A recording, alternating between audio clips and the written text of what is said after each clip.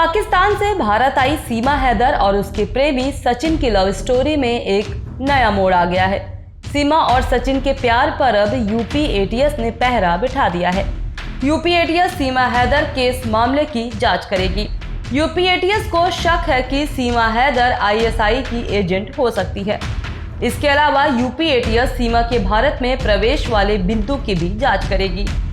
सूत्र बताते हैं कि यूपी एटीएस ने सीमा और सचिन के परिवार को किसी से भी न मिलने की हिदायत दी है।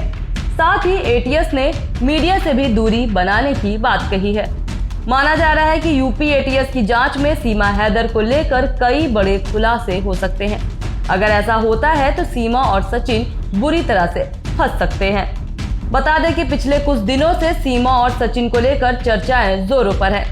सीमा और सचिन लव स्टोरी इन दिनों सोशल मीडिया पर पूरी तरह से छाया हुआ है। कोई इनकी लव स्टोरी को सही बता रहा है तो कोई सीमा के भारत में अवैध तरीके से प्रवेश को लेकर सवाल भी उठा रहा है। इसी को लेकर नोएडा पुलिस ने एक लेटर लिखकर सीमा हैदर मामले की जांच के लिए स्पेशल एजेंसी से कार्रवाई की मांग की थी। नोएडा पुलिस का लेटर मिलने के बाद यूपी एटीएस सीमा मामले की जांच में पूरी तरह से जुट गई है। यूपी एटीएस ने सीमा हैदर केस की जांच अपने हाथों में ले ली है। एटीएस अब सीमा हैदर के पाकिस्तान से दुबई और फिर नेपाल के रास्ते भारत आने के रूट को खंगालेगी। साथ ही साथ एटीएस ये भी पता लगाए कि इस दुबई से भारत आने तक सीमा की मदद करने वाले में कौन कौन लोग शामिल थे। पाकिस्तान से भारत आने के दौरान सीमा ने किन नंबरों का उपयोग किया, इसका भी यूपी एटीएस पता लगाएगी।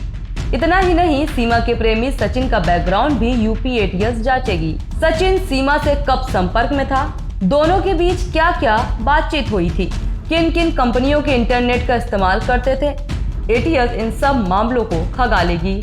पाकिस्तान से भारत आई सीमा हैदर को जान का खतरा सताने लगा है। दरअसल Seema Sachin love story social media पर वायरल हुई तो पाकिस्तान के कट्टरपंथियों और अराजक तत्वों के निशाने पर आ गई। पिछले दिनों कई लोगों द्वारा दी गई धमकी को देखते हुए खुफिया इनपुट के बाद रविवार से सीमा की सुरक्षा बढ़ा दी गई। पुलिस को सीमा के साथ किसी अनहोनी के बारे में खुफिया इनपुट प्राप्त हुआ।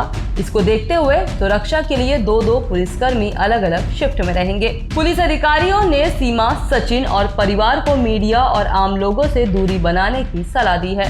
सीमा हैदर और गुलाम हैदर की शादी 2014 में हुई थी। उनके 4 बच्चे हुए। 2019 में पबजी के जरिए सीमा हैदर की मुलाकात रूबुपुरा के सचिन मीणा से हुई। 10 मार्च 2023 में दोनों ने नेपाल जाकर मुलाकात की। 7 दिन तक रुके और वहीं पर शादी कर ली। उसके बाद दोनों अपने देश वापस लौट गए। 13 मई 2023 सीमा हैदर अपने 4 बच्चों के साथ नेपाल के रास्ते अवैध रूप से भारत आ गई। भारत आने के बाद सीमा हैदर को लगा जैसे वो सेलिब्रिटी हो गई हो। लोग उसे देखने के लिए भीड़ लगाने लगे। छोटे बड़े सब मीडिया उसकी बाइट लेने लगे।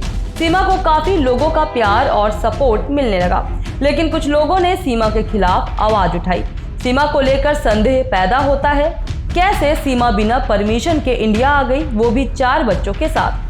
उधर पाकिस्तान में भी सीमा को लेकर तरह तरह की बातें हो रही हैं। इस तरह की घटना पहले भी हो चुकी है, जब एक लड़की पाकिस्तान से प्यार के चक्कर में इंडिया आ गई थी। उसे इंडियन गवर्नमेंट ने फिर से पाकिस्तान भेज दिया था। हो सकता है सीमा के साथ भी ऐसा ही हो। पाकिस्तान में लोग सीमा के बारे में जैसी जैसी बातें बोल रहे हैं, उससे भी सीमा के ऊपर संदेह होना लाजमी है। इस चैनल को देखने के लिए आप इसे लाइक, शेयर और सब्सक्राइब करें।